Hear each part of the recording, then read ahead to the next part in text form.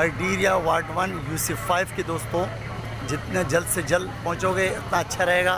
एहतजाज शुरू है तो सारे दोस्तों से रिक्वेस्ट है UC5 के लोगों से, और जितने जल्द से जल्द जो है ना अस्पताल छोड़नी में पहुंचना शुरू करें, क्योंकि ये सिर्फ एक दो बंदों का काम नहीं है, और जो है ना दो तीन बंदों का ये इशू है, ये पूरे UC का इशू है, तो इसके लिए पूरा UC को आना पड़ेगा।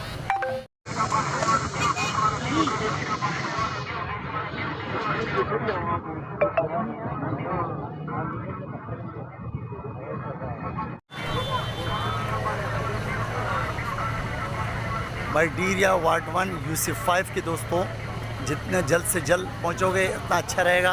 एहतजाज शुरू है तो सारे दोस्तों से रिक्वेस्ट है UC5 के लोगों से, और जितने जल्द से जल्द जो है ना अस्पताल छोड़नी में पहुंचना शुरू करें, क्योंकि ये सिर्फ एक दो बंदों का काम नहीं है, और जो है ना दो तीन बंदों का ये इशू है, ये पूरे UC का इशू है, तो इसके लिए पूरा UC को आना पड़ेगा।